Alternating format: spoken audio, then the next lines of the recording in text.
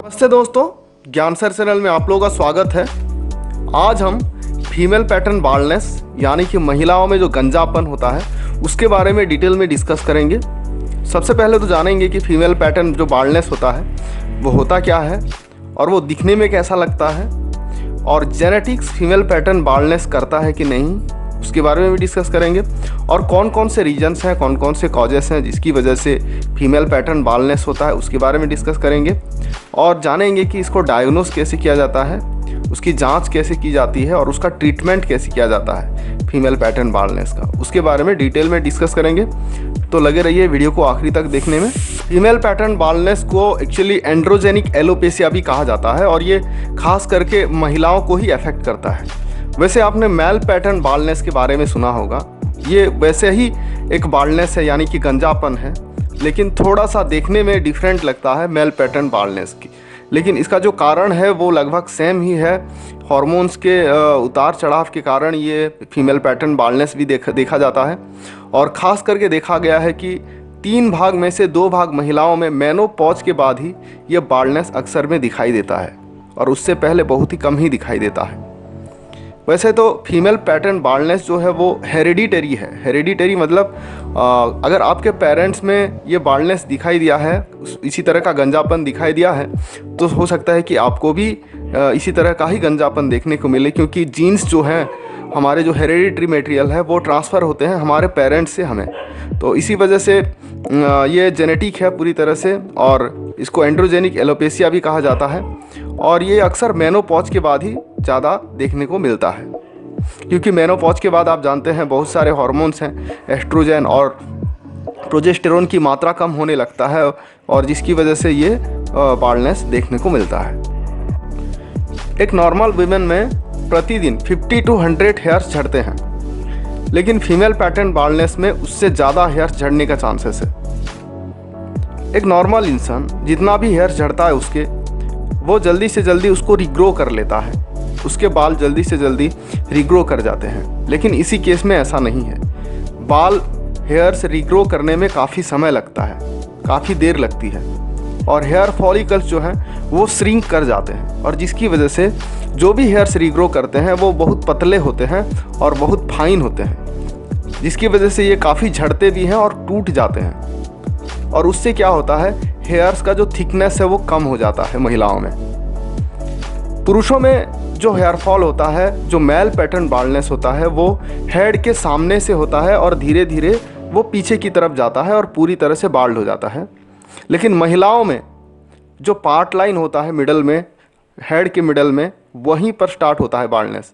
वहीं पे धीरे धीरे हेयर का झड़ना टूटना स्टार्ट होता है, और धीरे धीरे उसका जो मिडल पार्ट है उसका वाइडनिंग होता है, और धीरे धीरे साइड की तरफ जाता है।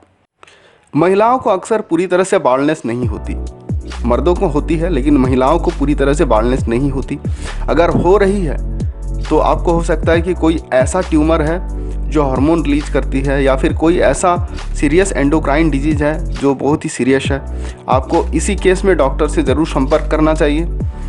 अगर हेयर लॉस के साथ साथ आपका इरेगुलर पीरियड्स भी हो रहे हैं, सीवियर एक्ने और पिंपल्स भी बन रहे हैं, तब भी आपको डॉक्टर से मिलना चाहिए और उसका सॉल्यूशन निकालने की कोशिश करना चाहिए।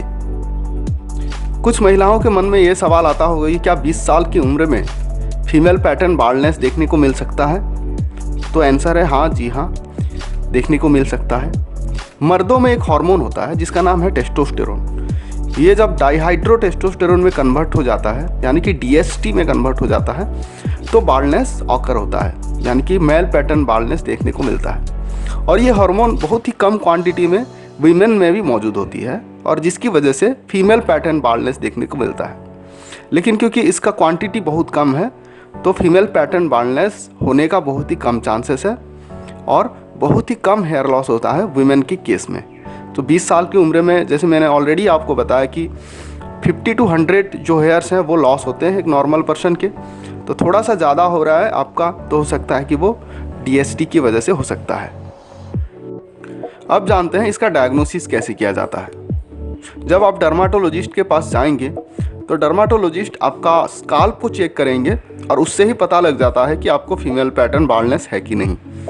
अगर डॉक्टर को लगता है कि इसके लिए कोई और सीरियस हेल्थ कंडीशन जिम्मेदार है तो आपका ब्लड टेस्ट के लिए वो कह सकते हैं। उस पर आपका थायराइड हार्मोन, एंड्रोजन, आयरन और दूसरे सब्सटेंसेस जो आपका हेयर ग्रोथ को अफेक्ट करता है उसका लेवल की जांच की जाती है।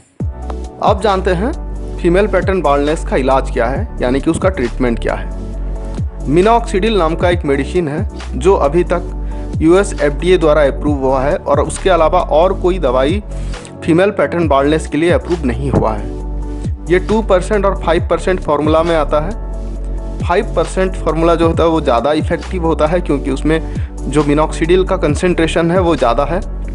ये आपको डेली अपने स्काल्प पे मिनॉक्सिडिल अप्लाई करना होगा कम से कम 6 से 12 महीने तक, तभी जाके रिजल्ट आता है। लेकिन इसको आपको लगातार यूज करते रहना होगा। चांसेस है कि ज़्यादा से ज़्यादा हेयर जो हैं, जो झड़ गए हैं, वो रीग्रो कर जाएंगे और इससे काफ़ी ज़्यादा इफ़ेक्ट देखने को मिलता है फीमेल पैटर्न बाल्डनेस के लिए। और एक मेडिसिन है जिसका नाम है स्पाइरोनोलेक्टोन। ये एक एक्चुअली डायरेटिक है और ये बॉडी से एक्सेस जो फ्लूइड रहता है उसको बाहर निकालने में मदद करता है और ये एंड्रोजन प्रोडक्शन को भी ब्लॉक करता है और जिसकी वजह से इसको फीमेल पैटर्न बाल्डनेस में भी यूज किया जाता है। ये इफ़ेक्टिव तो है ही, लेकिन इसके कुछ साइड इफ़ेक्ट्स भी हैं, जैसे कि इलेक्ट्रोलाइट इनबैलेंस करता है, इलेक्ट्रोलाइट्स में इनबैलेंस करता है, फैटिग करता है, फैटिग मतलब थकावट, और मेंस्ट्रुएशन में भी इरेगुलरिटी पैदा करता है और टेंडर ब्रेस्ट्स भी करता है, मतलब ब्रेस्ट में थोड़ा सा दर्द भी महसूस होगा आप अगर स्पाइरोनोलेक्टोन लेते हैं तो। ये तो रहा मेडिसिन, लेकिन कुछ सप्लीमेंट्स होते हैं, कुछ न्यूट्रिएंट्स होते हैं जिसका डेफिशिएंसी से भी हेयर ग्रोथ रुक जाता है और कभी कभी बाल झड़ने लगते हैं, जैसे कि biotin, folic acid, iron, calcium, omega 3 fats.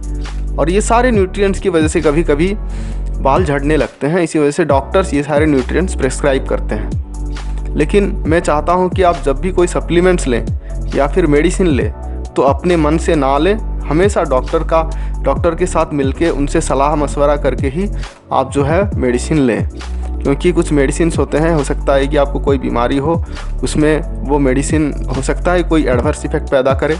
इसी वजह से आप हमेशा डॉक्टर से मिलें, डर्माटोलॉजिस्ट के साथ मिलके ही आप कोई भी मेडिसिन लें। और ये रहा सारा जो भी मैंने इन्फॉर्मेशन था आपको दे दिया फीमेल पैटर्न बाल्डनेस के रिलेटेड जो भी था। और वीडियो अगर आपको लगता है इम्पोर्टेंट है या फिर अच्छा लगा हो तो आप अपने फैमिली और फ्रेंड्स के साथ ज़रूर शेयर करना। कोई भी डाउट हो तो आप मेरा इंस्टा हैंडल पे मुझे मैसेज कर सकते हैं या फिर फेसबुक पेज में मैसेज कर सकते हैं। और हमारे चैनल को ही सब्सक्राइब कर देना, ज्ञान सर चैनल को, ताकि ऐसे ही जानकारी वाला वीडियो आप तक पहुंचता रहे। वीडियो को आखिरी तक देखने के लिए धन्यवाद।